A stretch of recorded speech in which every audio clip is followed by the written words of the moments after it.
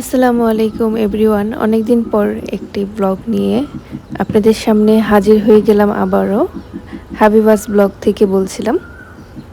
তো এর মাঝে অনেক ব্যস্ত ছিলাম, তাই আগের মতো এখন আর ব্লগ করা হয়ও না। তো আজকে হুট করে মন চাইলো যে একটু বিফ কাবাব করব, বিফ শামি বিফ কাবাব। তো আমি আগে মোটেও একদম রান্না পারতাম না, এর মাঝে আগ্রহ করেই রান্না শিখে নিয়েছি কিছু কিছু। আর পড়াশোনার প্রেশার, সে আর কি বলবো, পড়াশোনার প্রেশার তো আছেই। আজকে আমার ব্লগটি আপনারা যে যেখান থেকে দেখছেন, দেশ বা দেশের বাইরে থেকে, আশা করি আল্লাহর অশেষ রহমতে সবাই ভালো আছেন। আমিও আলহামদুলিল্লাহ অনেক ভালো আছি। তো এখন মাঝে মাঝে শখ করেই অনেক নতুন নতুন আইটেম, নতুন নতুন কিছু ট্রাই করে দেখতে মন চায়। সব সময় তো আম্মুই রান্না করতো, নিজের কিছুই শেখা হয়নি। কিন্তু রান্নাটা এখন শখের বশেই করি মাঝে মাঝে, যখন ভালো লাগে আর কি। কারণ আগের মতো সেই পড়াশোনার প্রেশারও নেই, পড়াশোনার চাপও অনেক কমে এসেছে। আজকে আপনাদের সাথে একটা আপুর গল্প শেয়ার করতে চাচ্ছি আমি। একটা আপু একটা ভাইয়াকে খুব পছন্দ করে বিয়ে করেছিল, আগে ভালোবাসতো, তাদের একটা ভালোবাসার সম্পর্ক ছিল, সেখান থেকে বিয়ে হয়। বিয়ে হওয়ার পরে বেশ ভালোই তাদের সংসার যাচ্ছিল, সব কিছু ভালো ছিল। কিন্তু শ্বশুর শাশুড়ি মাঝে মাঝে খুব ঝামেলা করতো তাদের সংসারে। ননদ ননাস সবাই একটু অন্যরকম ছিল, তাতেও তাদের কোনো প্রবলেম হয়নি। একটা পর্যায়ে ভাইয়া দেশের বাইরে চলে যায়, আর একটু ভালো অবস্থায় তাদের সবাইকে নিয়ে থাকার আশায়। তো ভাইয়া বাইরে যে হঠাৎ করে চেঞ্জ হয়ে যায়, দেখে যে আগের মতো সেই আপুটার সাথে কথা বলে না, যোগাযোগ রাখে না, ফোন দেয় না। সেটা বিয়ের 1 বছর পরে ভাইয়াটা দেশের বাইরে গিয়েছিল। তারপর সেই ভাইয়ার ইমো পাসওয়ার্ড, দেন হোয়াটসঅ্যাপ, ফেসবুক, এগুলো আপুর কাছে ছিল, এগুলোর পাসওয়ার্ড। তো ভাবলো একদিন যে এভাবেই, কোনো সন্দেহের বসে না, এভাবেই ভাবলো যে একটু চেক করে দেখি বা একটু ঢুকি তার ফেসবুকে বা হোয়াটসঅ্যাপে। ঢুকে সে তো পুরাই শকড যে এটা কিভাবে সম্ভব। সেই ওনার সে ভাইয়া, ওনাকে ভাইয়াও বলতে মন চাচ্ছে না, রুচিতে বাজছে। দেখছে যে অনেক মানে আজে বাজে মেসেজ বিভিন্ন মেয়েদের সাথে, বিভিন্ন জিনিস, খারাপ জিনিসে লিপ্ত হয়েছে আর কি। সেজন্যই বইয়ের প্রতি আগ্রহ হারিয়ে ফেলেছে। আপুরা যখন গল্পটা বলছিল, তখন আমারই মনে হচ্ছিল আমি তার জায়গাতে আছি। আমার এত খারাপ লাগছিল। এখন সে তার বউয়ের প্রতি কোনো আগের মতো কোনো আগ্রহ তো নেই, ভালোবাসা তো আরও আগে নেই। এখন সে কোনোভাবেই সেই ভাইয়াকে ফিরিয়ে আনতে পারছে না। যত কথাই বলে, যত যাই বলে, ভাইয়ার ভালো লাগে না আপুর সেই কথা। তো ফাইনাল ডিসিশন জানতে চাইলো যে আসলে তুমি কি করতে চাও, তুমি কি আমার সাথে কন্টিনিউ করতে চাও না কি করবে। ভাইয়া বললো আমি এভাবেই চলবো, আমার এভাবেই এখন ভালো লাগে। তোমার ভালো লাগলে তুমি থাকবে, না হলে তুমি থাকবে না আমার সাথে, দেখো তুমি কি করবে। তখন আপু অলরেডি 2-3 মাসের প্রেগনেন্ট। তো সে, তার আর কিছুই করার নেই, সে সব মেনে নিয়েই সেই হাজব্যান্ডকে নিয়েই এখন সংসার করে যাচ্ছে। আর এই হলো মেয়েদের জীবন। ছেলে মানুষ খুব কম পুরুষই মনে হয় আছে যে বিয়ের আগে একরকম, বিয়ের পরে আরেক রকম হয়ে যায়, একরকম থাকে, এরকম খুব কম পুরুষই আছে আমার মনে হয়। যদিও আমি এই সমস্যা এগুলো এখনও ফেস করিনি, আল্লাহর রহমতে আলহামদুলিল্লাহ, সেই পর্যায়ে তো যাইনি। আজকে দেখলাম যে ওয়েদারটা অনেক ভালো লাগছিল, ভাবছিলাম যে যদি বৃষ্টি হয় ভিজবো আজকে। আমার ঠান্ডার সমস্যা নেই, আমি যখন মন চায় চাইলেই একটু ভিজতে পারি, এনজয় করতে পারি বৃষ্টিতে।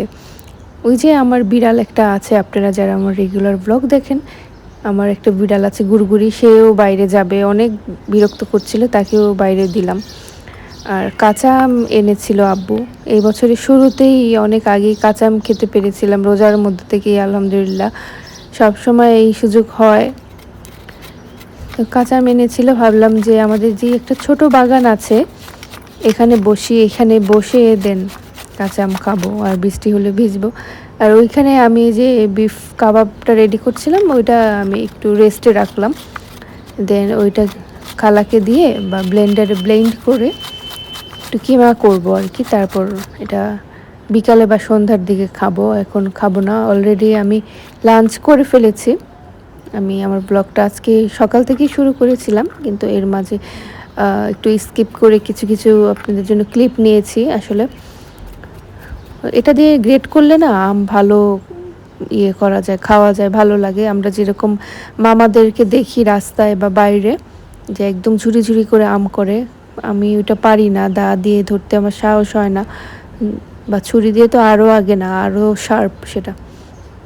টক খাবার আমার অনেক ভালো লাগে, টকের সাথে আরও টক অ্যাড করে খেতে আমার অনেক বেশি ভালো লাগে। আমি এত টক খেতাম একটা সময়, সেজন্য আমার বাবা আমাকে ডক্টর কাছেও নিয়ে গিয়েছিল যে এত টক খায়, এটা তো একটা প্রবলেম, কোনো স্বাভাবিক মানুষ এত টক তো খেতে পারে না। উল্টে আরও ডাক্তার বললো এটা তো ভালো ভালো কথা, আরও ভিটামিন পাচ্ছে, এতে কোনো সমস্যা নেই। তো সেই আগের মতো অত টক এখন আর খাই না, সেই ফিল হয় না, ভালো লাগে না, মনও চায় না। কিন্তু প্রতিদিন একটা করে কাঁচা আমের দিনে কাঁচা আম খাবোই আমি। আর এইদিকে আমি অফ ক্যামেরাতে চুলাতে বসিয়ে দিয়েছিলাম সবগুলো, প্রায় ঝোল টেনে এসেছে, এটা হয়ে গিয়েছে। এটাকে এখন ব্লেন্ড করব, অথবা খালা আছে আমাদের হেল্পিং হ্যান্ড, তাকে বলবো যে একটু পাটায় সুন্দর করে বেটে দিতে। পরে যখন ফ্রি হব সন্ধ্যার দিকে ভাজবো, ভেজে পরে অন্য কিছু দিয়ে খাবো। আজকে ভাবলাম যে চিকেন বিরিয়ানিও করব, অনেকদিন ধরে চিকেন বিরিয়ানি খাওয়া হয় না। চিকেন বিরিয়ানি আমি পারি না মোটেও, আমার আম্মু আমাকে হেল্প করেছিল চিকেন বিরিয়ানিতে। এই তো আমরা যেহেতু মানুষ কম, বাসায় মাত্র 3 জন ফ্যামিলি মেম্বার, আমাদের খাবার লোকই নেই, খাবার আছে কিন্তু খাবার লোক নেই, এই এক সমস্যা। আর এইদিকে যে কাবাব ব্লেন্ড করে নিয়েছিলাম ভালো মতো, এটা ফ্রোজেনও করে রাখতে পারবো আমি 1 মাস, 1 থেকে 2 মাস, মনে হয় না অতদিন রাখতে পারবো, এর মধ্যেই না খাওয়া হয়ে যায়। আমি আমার স্টাইলে আমার যেভাবে ভালো লাগে সেভাবেই রান্না করি, আমি কোনো ইউটিউব দেখে বা অন্য কারো হেল্প নিয়ে আমি এভাবে মনে রাখতে পারি না।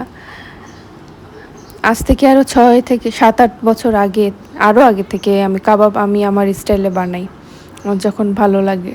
কেউ কারো রেসিপি দিলে আমার ঠিক সেভাবে মনেও থাকে না। আর ভাবলাম যে সবসময় তো বাইরে থেকে কালা ভুনা কিনে খাই, বাসায় আজকে একটু ট্রাই করে দেখি পারি কিনা, হয় কিনা। এখানে প্রায় 1 থেকে 1.5 কেজির মতো বিফ ছিল। আর কালা ভুনার জন্য তো একটা মশলা লাগবেই, সেটা দেখলাম যে রাঁধুনি হলে খারাপ হয় না, রাঁধুনি মিক্সড কালো ভুনা মশলা, সেটা নিয়ে এসেছিলাম। সেটা দিয়ে আর কি, যেহেতু এখানে 1 কেজি, 1 থেকে 1.5 কেজি, তো তাদের ইনস্ট্রাকশনে লেখা ছিল যে প্যাকেটের অর্ধেক দিতে হবে, হাফ।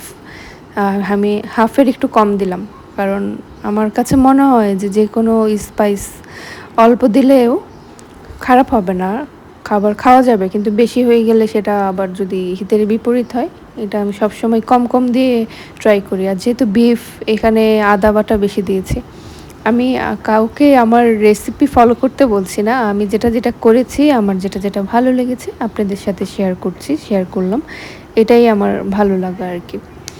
তো অনেক দিন ধরে ব্লগ দিচ্ছিলাম না, অনেকেই আমাকে জিজ্ঞেস করছিল আমার পুরাতন পোস্টগুলোতে, ভিডিওগুলোতে, যে যে আমি কোথায় আছি, কেন নিউ ভিডিও পাচ্ছে না। তো আজকে আপনাদের জন্য আমার এই নিউ ভিডিওটি, আশা করি আপনাদের সবার কাছে ভালো লাগছে, সবাই এনজয় করবেন আমার ব্লগগুলো, ডেইলি লাইফস্টাইল ব্লগ। তো সব কথা বলতে বলতে এখানে লবণ দিতে আমি একদম ভুলে গিয়েছিলাম, তো লবণ দিয়ে দিয়েছি। আর সস দিতে হবে, সস কম দেওয়াই ভালো ছিল, আমি বেশি দিয়ে দিয়েছি, খেয়াল করিনি, কথার ছলে ছলে আর ভিডিও মেক করতে যেয়ে আর খেয়াল করিনি, বেশি মিষ্টি মিষ্টি হয়ে গিয়েছিল। মানে খাবারটা সব পারফেক্টই ছিল, নিজের রান্নার নিজেই প্রশংসা করছি, কারণ এখানে আমি ছাড়া আর কেউ বলার নেই বা রিভিউ দেওয়ারও নেই খাবারটা কেমন হয়েছিল। কিন্তু যেহেতু সস বেশি পড়ে গিয়েছিল, তাই একটু মিষ্টি হয়ে গিয়েছে, এটা আমার কাছে একটু কম ভালো লেগেছে। তা না হলে দেখলাম যে না, ভালোই, কালাভুনার যে বাইরে খাই, এর থেকে বাসায় বানিয়ে খাওয়া অনেক ভালো, কারণ একটা বিফ বা ফিশ আইটেম যেটাই হোক, ধোয়ার পরে এখন বুঝি, এখন যখন টুকটাক করি শখের বশে, এখন বুঝি যে এগুলো ক্লিন করার পরে কত ময়লা বের হয়, কত থাকে। কিন্তু বাইরে তো মনে হয় না কোনো দিনও এভাবে ওয়াশ করে তারা বিক্রি করে বা আমাদেরকে খাওয়ায়। বাইরের খাবার একদম খাওয়া বলতে গেলে বাদই দিয়ে দিয়েছি।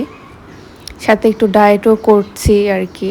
যদিও আপনারা ভাবতে পারেন যে এত হেভি ফুড খেয়ে আবার কিভাবে ডায়েট করছি, এই তো করছি, ইনশাল্লাহ হয়ে যাবে, পারবো সব মিলে।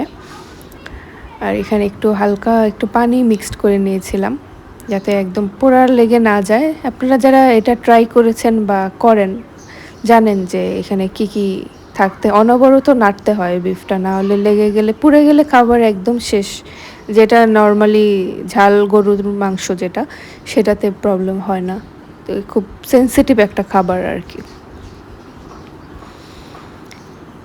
এই তো, আর এদিকে প্যানটা বসিয়ে দিয়েছিলাম। আজকে সবসময় তো আম্মুই রান্না করে, আমি একদিন রান্না করে দেখি কেমন লাগে। আমার খাবারের রিভিউ সবাই দিবে বাসায়। করলে না শিখবো, না করলে কোথার থেকেই বা শিখবো। আমরা তো সারা জীবন পড়াশোনা করেছি, এটা ওটা নিয়ে ব্যস্ত থেকেছি, কিন্তু খাবার কীভাবে বানাতে হয় সেটা শিখি, আসল জিনিসই শিখিনি।